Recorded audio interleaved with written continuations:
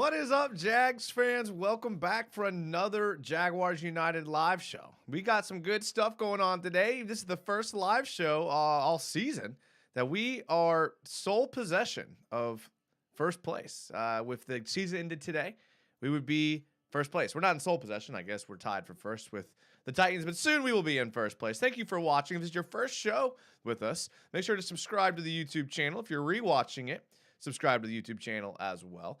We also put these out as podcasts, so you can search up on Spotify, Jaguars United, if you like to listen to it rather than watch it. Today, we're going to be talking all things Jags. We're going to be talking about the Jags being in first place. We're going to be talking, we got some film clips loaded up from the Jets game that I think you guys are going to want to look at. And we're going to just talk about maybe some guys that are filling in injury-wise, with the injuries kind of catching up to us a little bit here later in the year. But as always, this is a fan show, so get into the comments, and I'm going to try to get to as many comments as I can. I do appreciate Nolly Fullcab, who was the first one in the chat and a channel member. He spams Blake Bortles emojis. Thank you, Nolly. I appreciate it. Josh Carter, Spencer Lane, Sea Breacher channel member is here. He says, I've been watching ETN live stream eating wings while he's muted. I would love for you to link that or tell me how to find that, and then I will pull that up. That sounds hilarious. Duval on top says Nolly. Christian says he's back. He's back. That's right. I'm back. Well, as I get to some more of these comments, I'm going to pull up the PFF grades. If you're listening to the podcast after the fact, which some of you like to do, you can go back and watch if you want to see the PFF grid. I'll try to do the best I can explaining it. So I'm pulling up the grades for this whole season. All right, so the entire season, pulling them up. It's always good when Trevor Lawrence, your quarterback, is the first player on your list. With a 77.5, 1,002 snaps. That's almost all of them. 614 pass, 355 run block. I was kind of wondering, for those of you that don't really like PFF or think it's arbitrary, it doesn't tell the whole story, you're probably correct, but some things that it does show us and we can look at is this showed us the run to pass breakdown. So I like to always get people to guess. So think in your head what you think Doug Peterson ran to pass ratio percentage was.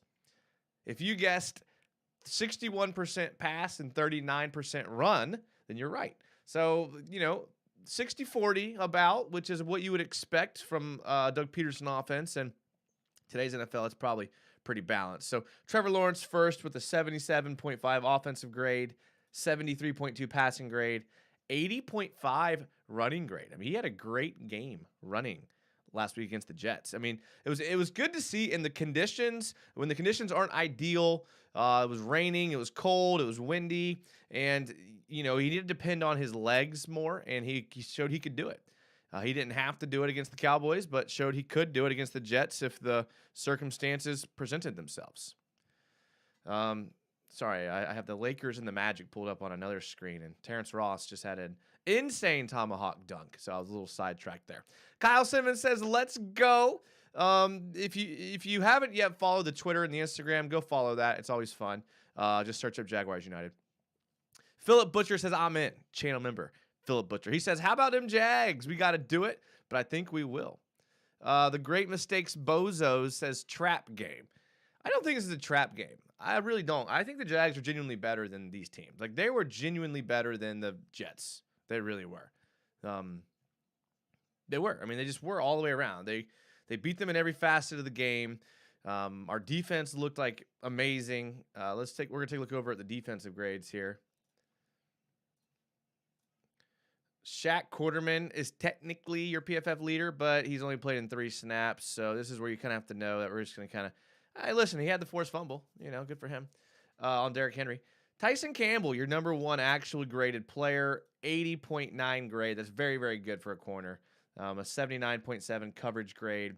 Very, very good. Andrew Wingard. Now, people like Wingard, and they're going to see him 3rd on this list. But, again, look at the context. He's only played in 187 snaps. So, 187 snaps versus Tyson Campbell's 1,011. Just gives you some context of how many snaps Wingard's actually played. And I know he's played more later in the year, but and he's been playing well. I'm not saying he's not a good player. Don't get too distracted by the grade there. Josh Allen, 4th on the list with a 74.7. Arden Key, 5th on the list, 73.2. Then you got Devon Hamilton, Dwan Smoot, R.I.P. Dwan Smoot's. I think someone said in the comments, Achilles. It's too bad, man. Hopefully he recovers and he gets onto a team and somewhere else or resigns or something happens. Andre Sisco, he's been playing amazing, and I love what he brings to the game. Aluakon, Jeremiah Ledbetter. This man did the most out of his 11 snaps last week. I mean, got it, half a sack, I think, or they credited him with a full sack. Okay, nice. So listen, go get it, Ledbetter. Clavon, and we down the list. Travon Walker down at 15th, 59.2. But he's been playing better as of late and been injured. Corey Peters, I think, is injured, I believe, or cut. Darius Williams, 58.2. Rayshawn Jenkins been playing better, 55.6. So you can't get too caught up because I think the defense is playing better. And in fact, today's show is going to be there's a couple offensive plays in there. I mean, I thought the offensive line did pretty well running the ball. And I thought that obviously the defense did an amazing job against the Jets. So we're going to get some film here in a second, breaking down what I thought that was impressive about the Jaguars defense. I mean, they just played as a unit. They were flying around with the ball. They were winning their assignments they had to do, winning their battles.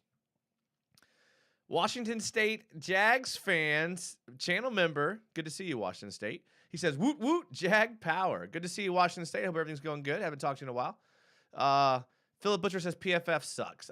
Okay, I get it. It doesn't suck, okay? I could make an argument that it doesn't suck. It doesn't tell the whole story, but it tells a little bit of the story. It gives us the snap counts, gives us the total snap counts, the amount of snap counts on defense, the way that they were rushing against the run, pass coverage. I mean, it gives you a good story of who's played and things like that. Chris McDonald says, how proud of Jags are we? We're really proud. Really proud. Kyle Simmons says, all in on the Texans, no resting. We're going to get to that in a second because that's an interesting question. So before we get to who we think we should sit, and again, get in the comments and tell me what you think. His Twitch stream is TTN Junior. Okay, I'll look this up real quick.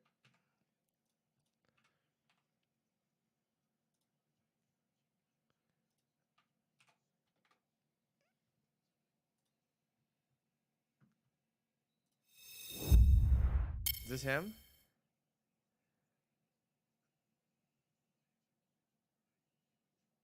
Is this really him? I'm not getting any sound.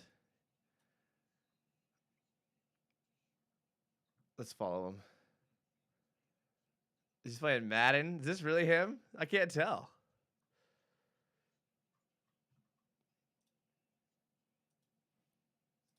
Can you chat with him or no? I don't know. If I can figure this out. Should I grab the Jags defense this week in the championship semifinal? Yeah. I mean, that's a good question there.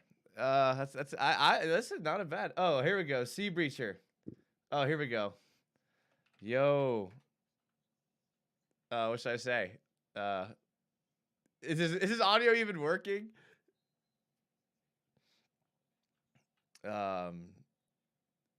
Yeah, well, that's pretty cool. I'm gonna hit him up and I'm gonna get him on it. I'm gonna get him on the show here soon. This is pretty funny.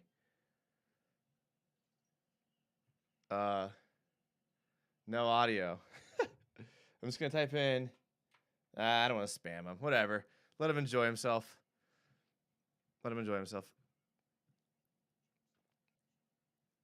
I'm gonna see if he'll go. All right, All right, we're gonna show the defense. If somebody wants to tell him in the chat to check out the stream, you can. I'm not gonna bother him. All right, this is one of my favorite plays because, like I said, Andre Sisco is one of my favorite players. One of my absolute favorite players on the defense right now.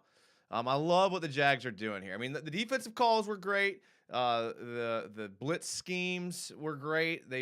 Caldwell's finally getting back to what I thought he did earlier in the season, where he was rushing the passer and he was getting after the quarterback with extra blitzers and linebackers and safeties. So here you're going to see a pretty good play here. So typically I like to talk about what kind of front they're in if they're on defense, right?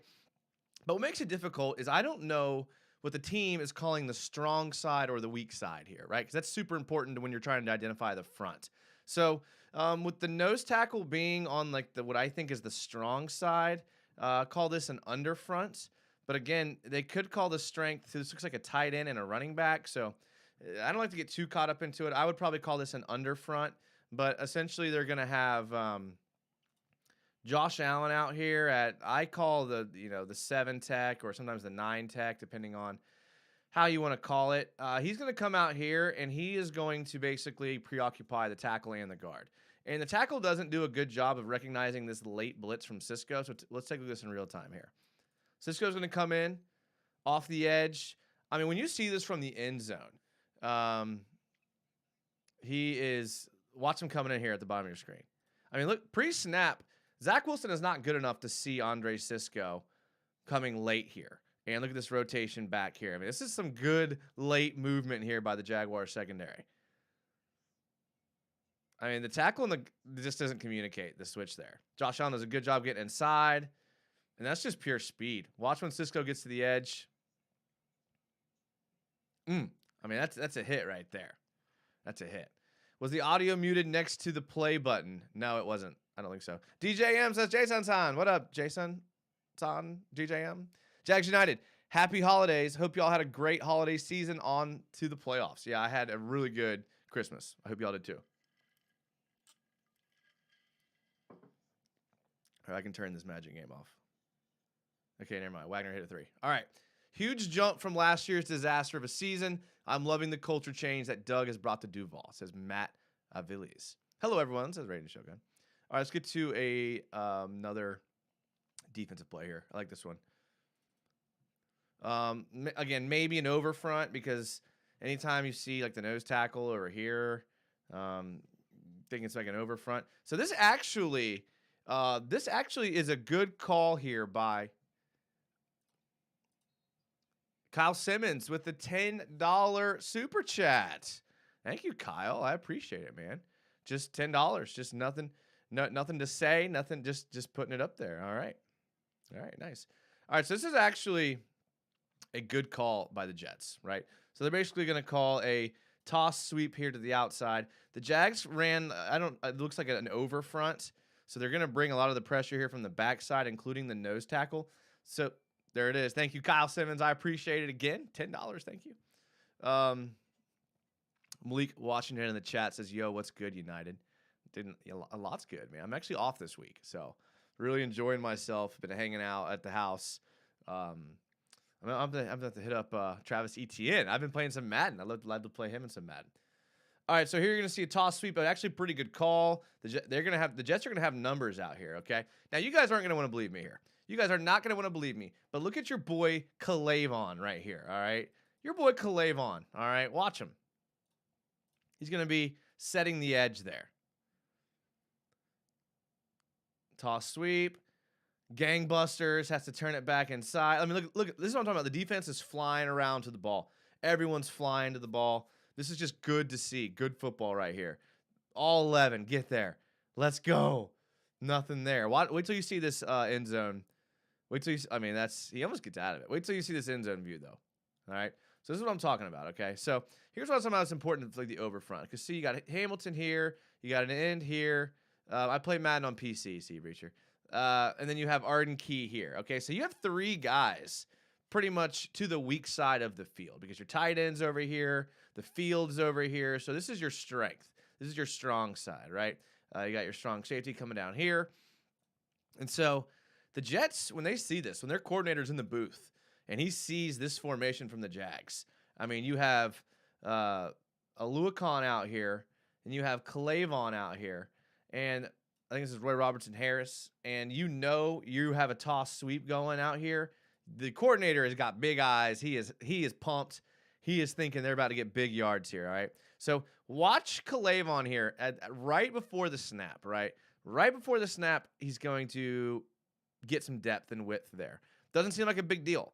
Okay, but look what those 2 steps getting outside. We call this the 9 tech because he's outside the shoulder of the second tight end. So it's a wide 9, if you will. Watch him basically turn this play back inside by himself. Watch this. Gets it. I mean, that's it. Win Clavon. Pursuing the ball. Let's go. Watch it again here. Okay, Devin Lloyd's going to come down. Devin Lloyd's also going to do a good job of coming down and scraping. They're going to seal, and he's going to hold this edge. Watch this. Watch it again, okay? I don't know what I'm doing. Okay. Watch this. At the snap, Clavon steps back, eats the block, turns it back inside. Again, when I talked about players winning their one-on-one matchups, okay, watch it now. Watch it from this angle. Okay, now that you know what happened, now you know who made the play. Watch what happens if Clavon doesn't get the edge here. All right, watch what happens. If he doesn't set a hard edge, gets outside. I mean, look at this. This is the ball carrier, and look at this field all the way out here. And you have a blocker here. You have 2 sealing off a Luakon. I mean, this is a huge alley run right here. This is a big play for the Jets if Clavon does not win his matchup right here. All right? One-on-one. Let's do it. Good job. Flying to the ball. Rayshawn coming down, stays with it. Bro, say what you want. Clavon's been playing better, man. I love to see it. He's getting his opportunity now. Look at that. Let's go. That's how you win football. That's how you win football. It's those one-on-one matchups. It's those one-on-one matchups. It's the difference between a team winning and a team losing. I know it seems basic and common sense. It's like whoever scores the most points wins kind of thing. Volkfang says, this game didn't seem flashy in the stats, but I loved the way we played on both sides of the ball. Yeah, well, you got to consider the weather. It was terrible weather. And like I said, most impressive thing was that Trevor did what he had to do. He ran the ball. Had a very active day running and showed he could do it if he needed to. I would like to see him slide a little more. I'm getting tired of him not sliding. Like he needs to slide. Malik Washington says, Merry Christmas, Duval fam. Merry Christmas. Beautiful. Love seeing this guy have some of the best games of their careers. I know, me too, Volkfang. As the team gets better, I think the defense is starting to gain confidence with these wins as well. Yeah, I think you're right. I mean, that's a big thing, man. Jeff, I think you're spot on. Let's look at another play here. I'm getting a little out of order, so I'm risking not remembering which ones I've shown and which ones I haven't, but that's occupational hazard around here. Okay, again, another good defensive play. This is an interesting formation from the Jags. You know, I clipped this because I wasn't really sure what I was looking at here with the defensive front, but just look at the whole play as a whole. Whole play as a whole here.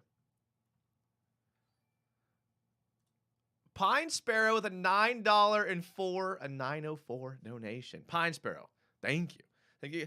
I mean, you guys don't. You're super chatting it with nothing. I mean, I love it. You know, a lot of times people will super chat so they can like say something and it gets read on the screen, which I appreciate. But you guys are just here to support, and I love it. Thank you, Pine Sparrow. I'm getting back to this play in a second. AKYT in the chat says, I think him not sliding this week has to do with the field they were on. Probably was trying to avoid having his ACL snatched by the turf. Wow, I did not even think about that, AK. Dagoon says this coaching staff is showing me over the last few weeks that they're willing to adapt. Brett Zimmerman says, what up, Jags? Hey, Jags United. Brett, what's up, man? Good to see you as always. Hello, go Jags, says Ron. Malik says, we are the most dangerous team right now, and nobody wants to admit it. And they're admitting it. All the talking heads are admitting it. All right, so look at this play from the end zone. Again, Mike Caldwell is putting his players in position to win here. All right, so again, I showed you all these plays, and we saw overfronts, we saw underfronts. Now we're going to see an interesting formation here. All right, take a look at where the D-line's lined up. So Devon Hamilton's lined up in what's called the nose, head up, whatever you want to call it, right over the center. Okay, then you're going to have an outside shoulder. This is where he started to mess with the alignment a little bit because outside shoulder of the guard, right, 3 technique. I mean, that's pretty standard for your strong side. And then you have your 4-eye technique, which is kind of interesting here. I mean, usually I like this to be like a straight 5 technique on the outside, but you can see how they bumped him inside, right? So not quite a bear front, but pretty close. I mean, it's interesting. And then Smoot out here in the 7 technique. It looks like Clavon out there. All right, but take a look at what they do here. They're going to line up. They're calling the strength with Aluakon here to the field because of the tight ends. All right. They got Muma out here on the weak side. Rayshon's walked down. And this is just 3 guys just beating their men. All right. So watch this here. You have 1, 2, 3, just straight bull rushes.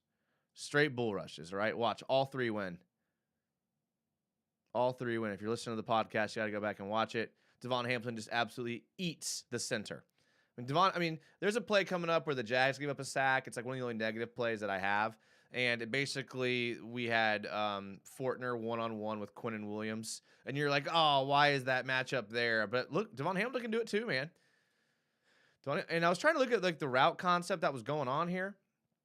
And it wasn't really set up for success. I mean, you have one guy open in the middle of the field. You have some long. I guess you have 2 tight ends there, but long developing routes. Jeremiah Ledbetter. Did y'all notice that? Remember we talked about him in the PFF grades? Jeremiah Ledbetter. This is the play. He said, "I'll bull rush." This is his first game as a Jaguar. Watch this.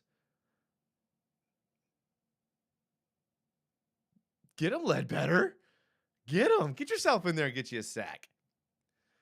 DJM says, I need help. I made it to the final in Fantasy League, and I don't know if I should start ETN over Henry. Wow, that's a very good problem to have. I would try to find a way to start both, but it sounds like you have a very good team if you have both of them. I'm so happy I can wear the teal and the black with pride, says Brett Zimmerman. 100 miles per hour says, I'm so late. You're not that late. I mean, 25 minutes in. Malik Washington says, Channing from the pivot call. I don't know what that is. Sorry, Malik.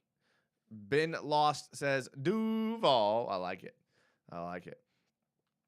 Here's another fun one right here. Not much to break down. Just Jaguars in a prevent 3-deep defense here. And they're just going to throw it up. And so there's trips here. The trips are running some sort of just Hail Mary formation. I don't know. Like, you can't think of anything better than that. Robert Saleh, and he just throws it up to Devin Lloyd. Devin Lloyd makes a great play here. The end zone film gives you a good look here.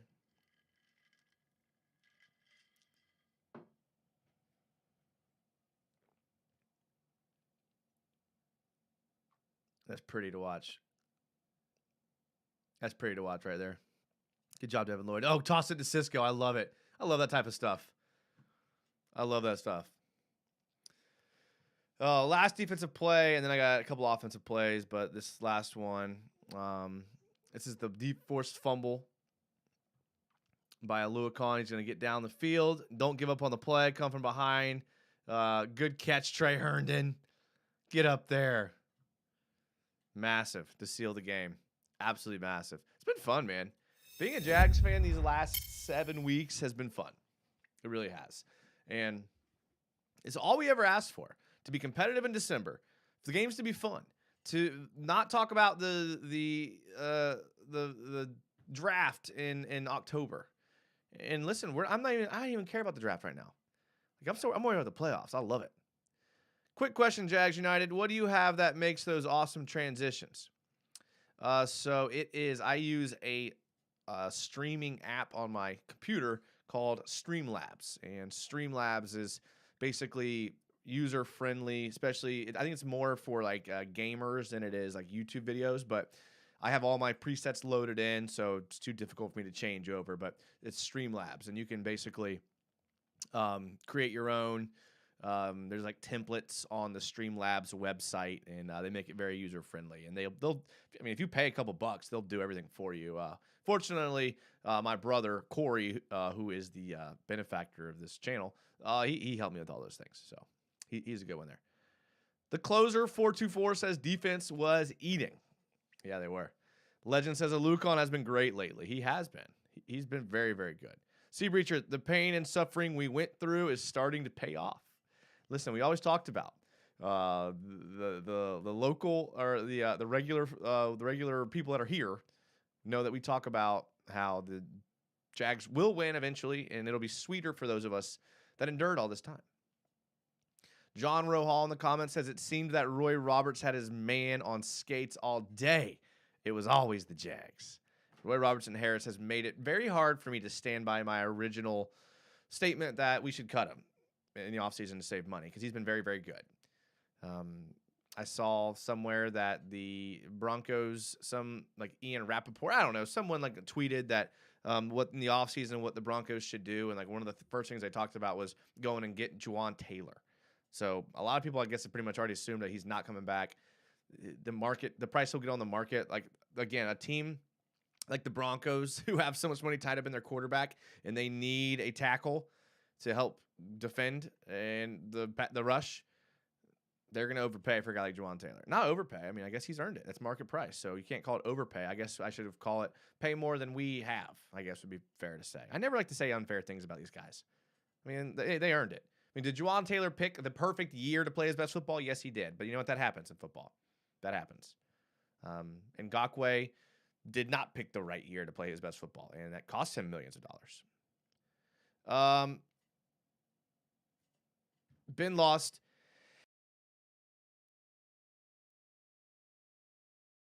Excuse me, boys. DJM says UCF released a video. Oh, nice. I'll have to watch that after this. I'm a big fan of UCF Jaguars, as y'all know. If I missed your comment, just type it again. They're coming in quick here. Alvin Jackson, how Aluakon leads the league in tackles 2 years and gets Pro Bowl snub. That's really a travesty. It really is. Because if you're tackling, you're doing your job. Ron says, been really great. All my family from all over gathered together in Daytona for the week. We got to watch the last 2 Jags games together, and they won. It was so much fun. That's awesome, man. Love the holidays. You get to see people you never get to see. So it's good. You got to take advantage of it. Philip Butcher, channel member Philip Butcher, says, Week 18 versus Malik Willis, we have problems stopping a mobile quarterback, but dare I say he can't beat us. Yeah, he is mobile, and he will probably get his yards running, but he looks not very ready to face a defense like the Jags. He cannot beat us, says Cody. Malik Washington says, bless you. Thank you, man. Appreciate it. We all got snubbed, says Ben Lost. We did.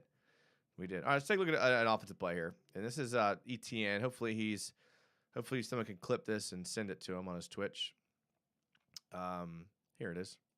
Because I really like this play a lot. If you're listening to the podcast, go watch the YouTube show so you can see this play. But we're going to talk about Travis Etienne in one of my favorite formations, okay? So, a lot of coaches call this a lot of different things. For the sake of just everyone knowing what we are in, I'm just going to call it 11 personnel, 1 tight end, 1 running back, trips right.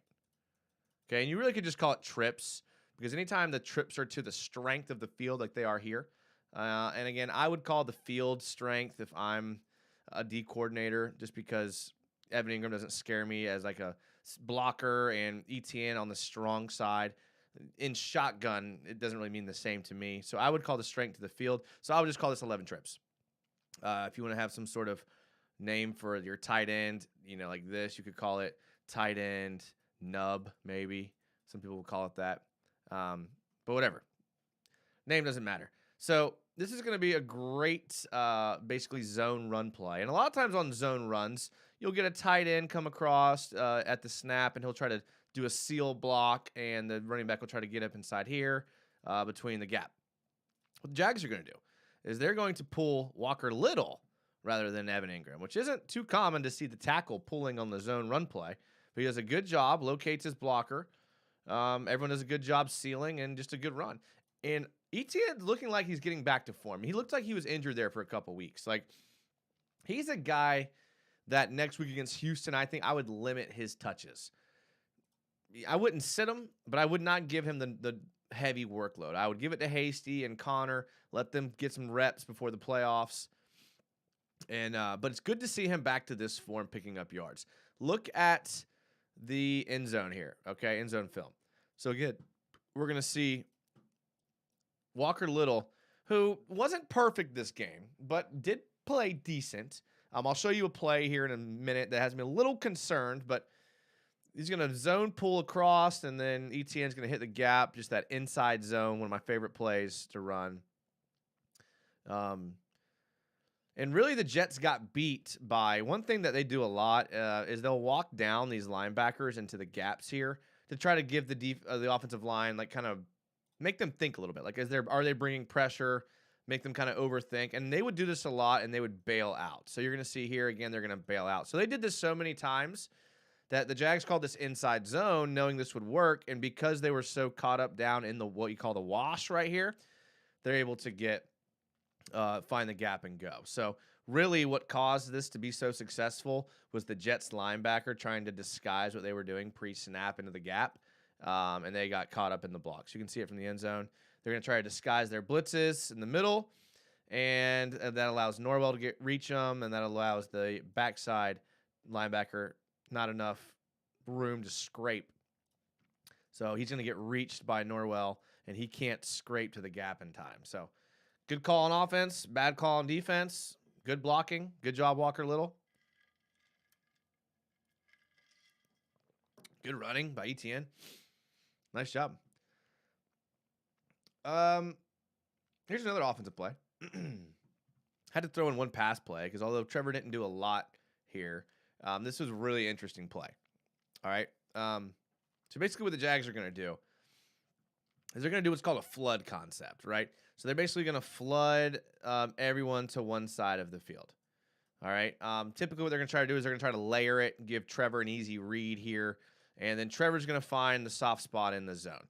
They're basically just playing, the Jets are playing what's called a cover 2 zone, not man, because you're going to see these corners basically playing like a cover 4 shell right here. All right. You're going to see him pass off this player when he goes vertical. That's how you know. And so let's look at the flood concept. We can even find the layers here. Okay, so here are the layers. Layer 1 is coming across about 10 yards deep. Layer 2, Christian Kirk coming across 15 yards deep. Dan Arnold is running that same second layer at 15 yards. And then Jamal Agnew is clearing out with a vertical. And then you have an underneath throw to ETN. Okay, so now you know the route concept. Let's take a look at it again. Okay. Really, and it's a really good job. This is something that Agnew will not get credit for on the stat sheets or PFF. But his speed and his ability to release the line quickly and get down the field is going to pull away this safety. It's going to make this linebacker pause, and it's going to make him bail. So really, a great job here by Jamal Agnew clearing out. I mean, this throw. This is like, I say all the time, Trevor's fearless. He doesn't slide. He doesn't care with how many defenders are there. Because realistically, like, if he's got time. Trevor's got time back here. If he waits one more second, Christian Kirk is coming wide open in the middle of the field right here. Wide open. And not even a full second, a half a second. And this is an easy throw, and he's probably going to get a lot of yards here. But Trevor was like, you know what? I'm going to hit Dan Arnold on this corner, on this hardest throw possible. And he's like, you know what? It's there, though. Luckily, Arnold makes the catch. But take a look at it from the end zone here. I mean, good protection by everybody at the line.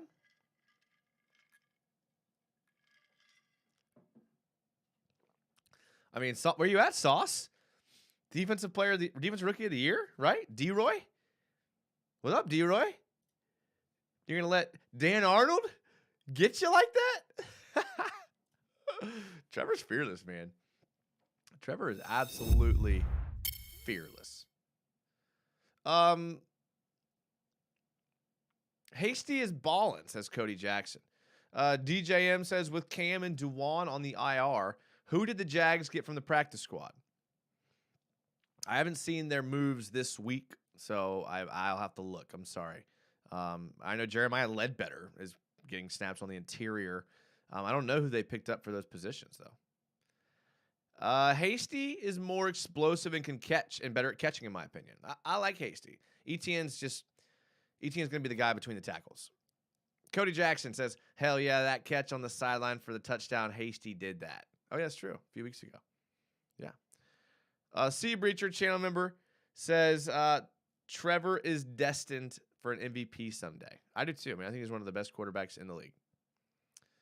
Brett Zimmerman says, thanks to you, Jags United, my work has been recognized by my family, which is not much to write home about, but the podcast is going phenomenal.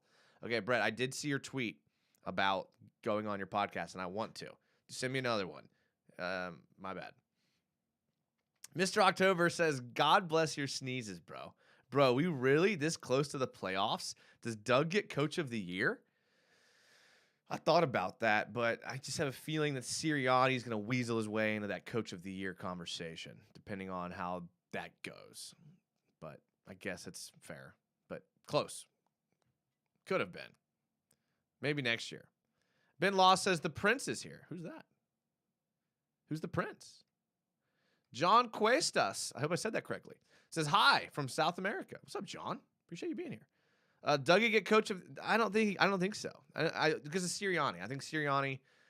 I mean, he's a first-year coach too, and their record's better. We're recording tonight. If you want to hop on after the stream, okay. All right. Let me see. It depends on what time I get done here and how I'm feeling. Usually, I'm pretty tired after these, because I talk for an hour without a break. I know my life's so tough. I know. DJM. I guess it's safe to say Trevor double dips the sauce. I love it. Or Shanahan. What he's done is crazy too. I mean, he's, again, been good. I think Sirianni is your clear-cut favorite, though, for Coach of the Year, unfortunately. All right, here's one negative play, right? I mean, I'm not being pessimistic, but they're all good. And like I said, Walker Little wasn't perfect. You're going to make mistakes, though. Here he's going to just – and it wasn't really his fault. I mean, I guess this is a weird play design. I've never seen this play from the Jags offense before. Basically, I don't really like it, to be honest. I mean, it seems like it's designed just to hit Ingram on a quick drag, and you're going to run 3 curls from your receivers, like all at the same depth. Just seems lazy to me. Maybe they saw something they liked here, and they thought that they were going to get some separation because of the man coverage or the cover 2 shell. I mean, they're in a cover 2 shell. So if they were in zone or man, I guess still this quick. Ingram's really good at running through traffic here. I don't know. Don't love the route concept here. Doesn't really matter. I mean, the fact that no one was open immediately led to this sack. Like if there was like a quick route or quick out, or maybe someone ran the wrong route. I don't know. But look at it from the end zone. So basically, you're going to see the issue is going to come in through Shatley. He's going to go one-on-one with Quinnen Williams. Carl Lawson's coming in off the edge here. And really, here's the problem.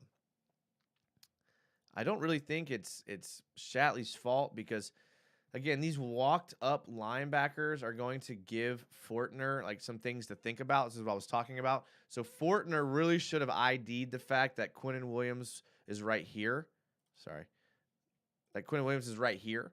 So Fortner should have said, okay, should have been thinking pre-snap. And this is hard. And they're moving so fast that if these guys bail, I have to go help over here. Okay. That's what Fortner should have thought. But instead, he went and helped to the right side. And you're going to see that's ultimately going to be the problem. So take a look here. Snap, looking to helps to the right. Left side gets beat.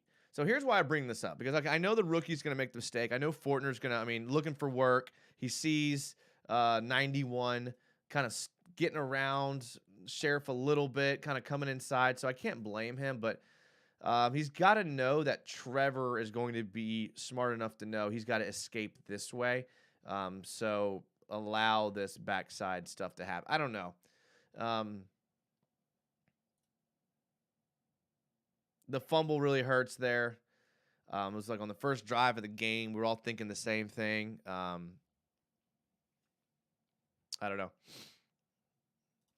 Not a big deal, but, something that I think Fortner could clean up. I mean, again, you're not going to design a play for Tyler Shatley to be one-on-one with Quinnen Williams. I mean, no offense is going to do that. Base Mover channel member says, Duval, what up, Base Mover? Cameron Boisvert says the media has been calling Trevor the prince that was promised. Oh, okay, I haven't seen that, but they're right. They're absolutely right. I mean, he's been playing absolutely amazing. Been playing great. I was just looking at his.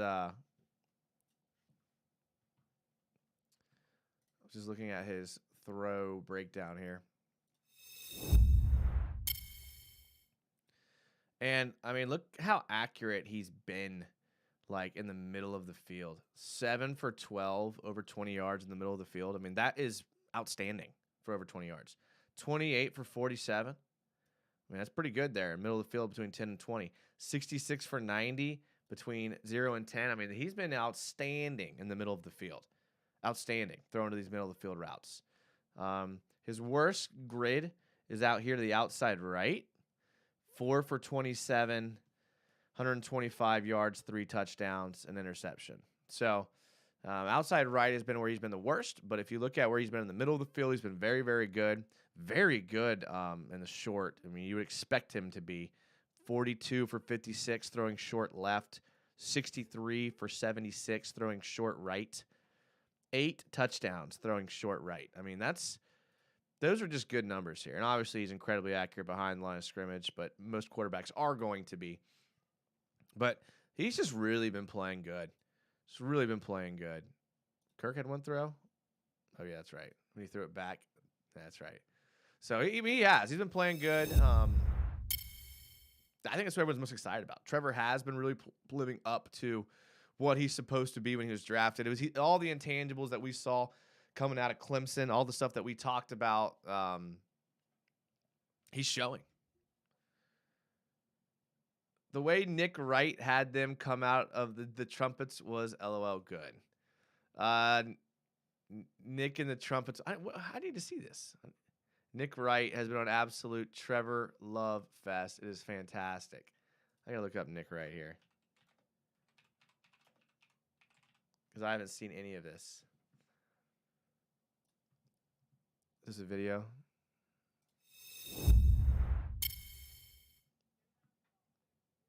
A special show for you. Oh, we do. Us. I wonder who. 8-point favorite in Arizona. That's where we're at. Oh. We understand the task in front of us. That's sick. I've said that the last couple weeks. No, I don't want to go to YouTube jail, so we're not going to. I'll take a look at it after the stream. If you guys are all saying it's good, then I believe you for sure. Right. All right, me and Andrew will be ready. Okay, all right, Brett. I'll let you know. Cody says, I just love to see the Jags get any kind of good publicity. Yeah, I know, and that's another big thing. It's like the Jags are actually doing well. I mean, they're actually winning. They're actually showing the national media that they are dangerous. I mean, their offense is dangerous. Philip, I don't want to go to it. They'll flag it. They'll shut the stream down. That would be disastrous. But I mean, we'll see. We'll see what happens there. But this week, man, coming up. I mean, we're gonna do a preview show on Friday, as always, previewing the Jags-Texans game. I think one thing people have been asking is who starts, who sits. Again, I don't think you sit anybody. I think guys that haven't been playing a lot, like Travon Walker, I think probably no point in playing him. What do you do with, a guy like Brandon Sheriff? Brandon Sheriff has been playing injured all year. So do you give him a week to rest? He's been, you can see it on the field, man. Every time the guy goes to the ground, he's like, I mean, the fact that Brandon Sheriff is playing this many games. I mean, who thought that? Who thought Brandon Sheriff was going to be available for every single game? Nobody. The big knock on him was he was injured. The fact that he's gone this far is remarkable, like absolutely remarkable. I mean, they probably had Tyler Shatley on the roster at the beginning of the year, thinking he was going to be the guy that comes in for Sheriff when he gets hurt. And what is he? Sheriff's shown that he can stay healthy, and Ben Barch goes down early in the year. Impressive. It really is. And just really happy for Sheriff. I would like to give him the week off. I mean, he's He's dealing with some injuries, man. You can see it when he plays. And that man's a warrior right there, worth every single penny. C. Breacher says, what are your expectations for Calvin Ridley next year? Statistically, I don't like to give out statistics like that because I'm going to be wrong, and then it gets, I expect him to be good. I expect him to be better than people think. And I'm not trying to be a homer, and that maybe I am, but just watching what he's done and his ability to play football in the past and just the skill set he has, the route running, the hands, all those things are – I mean, he's elite. He's best in the business. And one of the best route runners I've ever seen. I'm not saying it as like a hyperbole. He's one of the best route runners I have ever seen. So I expect him to be good with Trevor. If Trevor can hit Dan Arnold, if Dan Arnold runs the right route, imagine what he can do with Calvin Ridley. So I'm going to say 10 touchdowns, 1,200 yards, 110 catches. I love giving Sheriff a break. Yeah. 800 yards, says Ben Lost. 1,000 yards, says Malik Washington. Legend says the Texans lost earlier in the season, coming back to bite us because we could have been clinching this weekend. That's a good point. A lot of those losses are coming back to bite us, but it's okay because we're in the position we're in. The team needed time to grow, whatever they had to go through as a team. I mean, their first-year coach, Trevor, coming as a second-year quarterback. I think we have 4 guys with 60 receptions: Kurt, Jones, Ingram, and Ridley. If Ingram comes back, I would love to have him back. But if he keeps playing the way that he's playing, then the Jags are going to pay a lot of money for him. And the Jags don't have a lot of money. They're not in a great cap situation. It is what it is.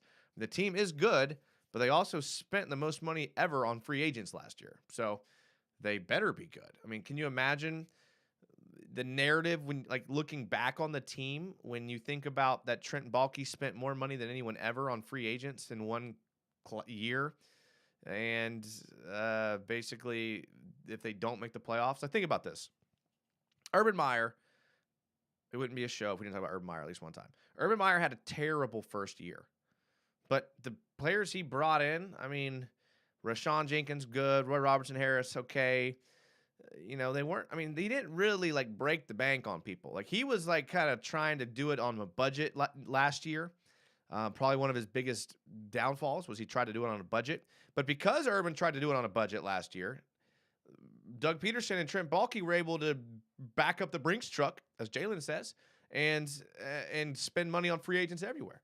Giving Kirk a lot of money, Aluakon a lot of money, Ingram a pretty good deal for even though it's 1 year. Sheriff a lot of money. I mean, they paid people. Zay Jones, they brought him in, paid him. And Fatou Kassi. If these players didn't make the playoffs, that would not be good. So good. I'm glad that they're trending up because they spent a lot of money for a team to be where they were 6 weeks ago. We should sit Ingram to hurt his stats. Sea Breacher's a good point. Alana's dad says we can pay him after we cut Shaq Griffin. We do save, I think, $12 million by cutting Shaq Griffin. Jeez. I have yet to see a Triple Jones play. Yeah, I guess. Yeah, the receivers have to be, maybe end of the game, like when you're shoveling it, trying to get a touchdown. Chef Florida Boy says, what's up? Glad I caught the stream. Can't wait to see Trevor roll the Texans up like a backwood and smoke them. Woo-hoo! I like that, Chef. I like that. I'd love to know what you've been cooking, Chef Florida Boy. Malik Washington, want to see a new jersey like Mojo jersey in the back, but mix it with our current unis. Bring back the teal and tint helmet. I got to show y'all something. I'm going to show y'all. If y'all are in at 51 minutes, I'm going to show y'all a little preview.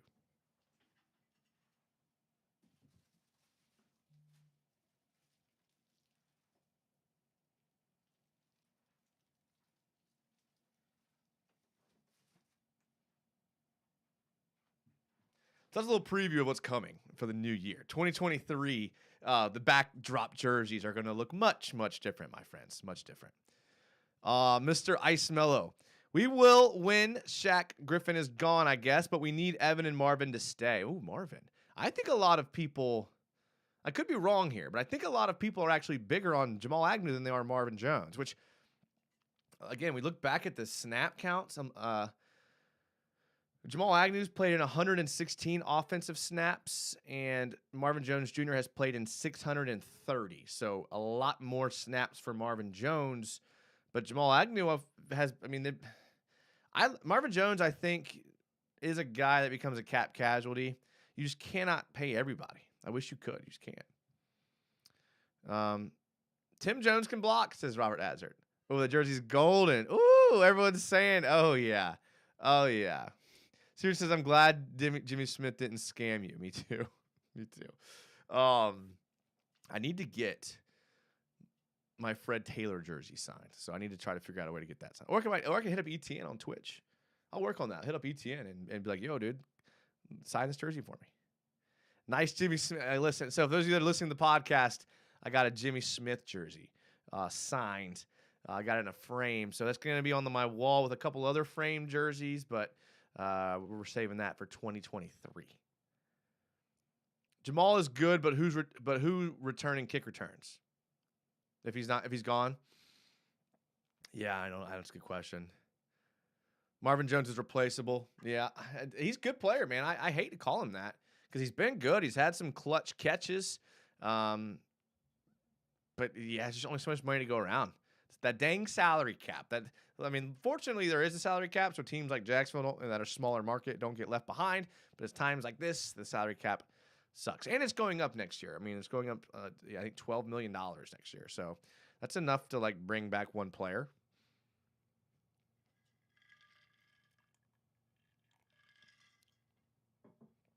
Cody Jackson isn't sure if he agrees that Marvin Jones is replaceable. Yeah, with Calvin Ridley, it's hard to ignore Calvin Ridley coming back and the impact that he's going to have, but the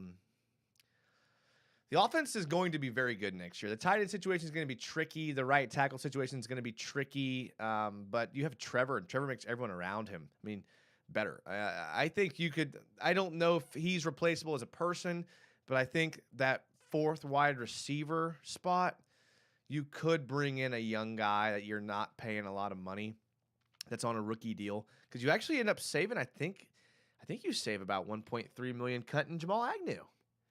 So, can you replace those guys with younger talents, guys that are on, rookie deals, maybe have more, upside long-term? I don't know. Maybe they become tradable assets at some point, because Agnew and Jones aren't. I don't know. It's interesting to think about. You're definitely going to have to solve that problem. Right tackle and tight end, those have to be prioritized over fourth wide receiver, I guess. So do you draft the right tackle in the first round? Maybe. Do you sign a journeyman right tackle that can be solid for Trevor, and then draft a receiving tight end late in the first? Do you draft an interior defensive lineman and you cut? There's a lot of different ways you could go with this. Not Jamal Agnew, says Isaiah Jones. I'll get the trophy tatted so quick. I'm calling it. You're Super Bowl 59 champions, the Jacksonville Jaguars. The Vince Lombardi Trophy. We head into the 904. I like it. What position do you think the Jags will go for the draft? Matt, I love the question. It's going to depend on what they do in re-signing some of their guys that are up for re-signing deals, and guys who have a lot of dead cap hit if you keep them on the roster. So basically, a lot of guys, if you keep them on the roster past June 1st of next year, or July 1st, whatever it is, they eat up a lot of money. And they may be worth it. Like I talked about, Rayshon Jenkins is about at $12 million you have to pay him next year. It's a lot of money that you could save. But he's been playing really well recently. Evan Ingram's looking like he's going to get a multi-year deal now. He's probably going to get a 3 or 4 year deal for $40, $45 million. That's probably what he's going to get, and maybe more if he keeps playing well. You got a guy like Roy Robertson Harris who's going to cost you $8 or $9 million to keep around next year. Shaq Griffin, he's $12 million, I think, if he comes back next year. Agnew's you save 1.5 by cutting him. Marvin Jones around the same if you cut him. I don't know. Depending on what they do there is going to really. Jawan Taylor, re-signing him is going to be 13, 14 a year. That's a lot of money, at least, again. So depending on what they do there and what their need becomes, that's the thing about picking late in the draft like we're going to be now is you kind of draft more for need there. You can take a shot on a guy maybe where you have a need rather than just taking best available player like the Jags have had to do year in and year out. Trying to get caught up here. Sorry. I think Jones Jr., this is from Jeff Singer. I think Jones Jr. is gone, but Agnew stays as he has more value as a kick returner / punt returner, along with being the 4th or 5th wide receiver. Okay. Cody Jackson. Definitely think we should draft corner and O-line. Corner's another spot I haven't really thought about. Or I didn't think about. Because you have to have another corner if Shaq Griffin's gone. But I think you can replace him in the open market. I mean, think about it. If you save $12 million on Shaq Griffin, cutting him, you can go get a corner for, $8 a year, $7 a year, and then you're still in net positive. Cam might be gone. Taylor stays. You have to trade Cam because we just signed him to a long-term deal. I think Marvin Jones, Shaq Griffin, Juwan Taylor, and Roy Robertson Harris will all be gone, unfortunately. But it's the business. Isaiah, I'm with you here, bud.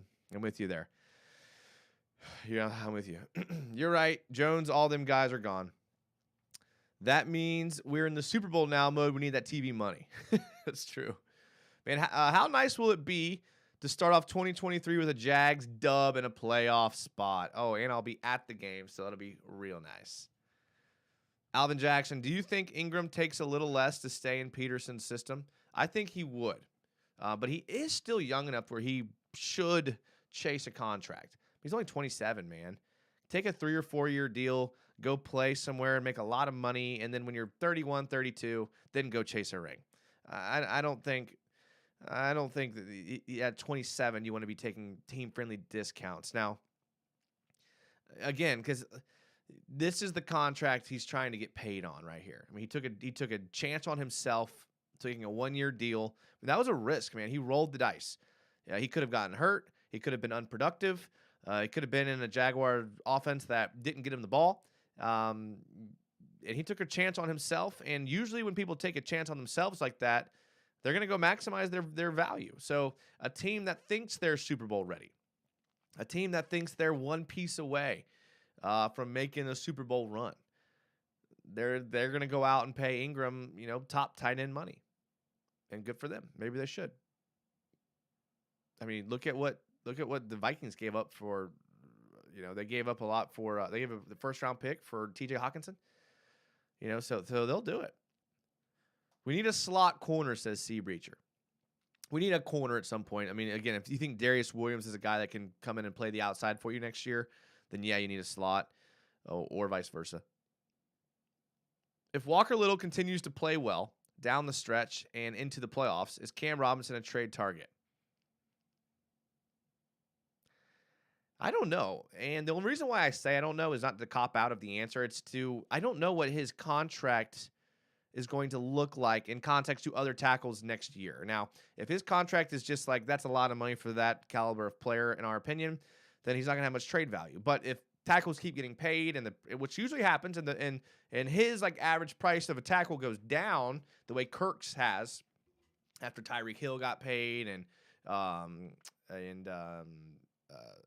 Devontae Adams, then maybe that contract doesn't look so bad, and he looks like a affordable left tackle. And again, maybe that is the case, but they like Cam Robinson. I like Cam Robinson.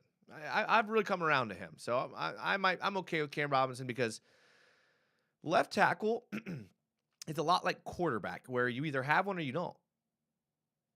That's the bottom line. You either have a left tackle or you don't. Now, are the injury concerns from Cam starting to get a little worrisome? Maybe, but I like that we have a guy that is pretty reliable there. Probably going to blow my savings and see about a loan for the Super Bowl. Yeah, Malik, I'm with you. Brian Branch out of Alabama is a good slot corner. You could probably take anyone out of Alabama, to be honest. If Ingram leaves, where does that leave us with a very productive position in offense?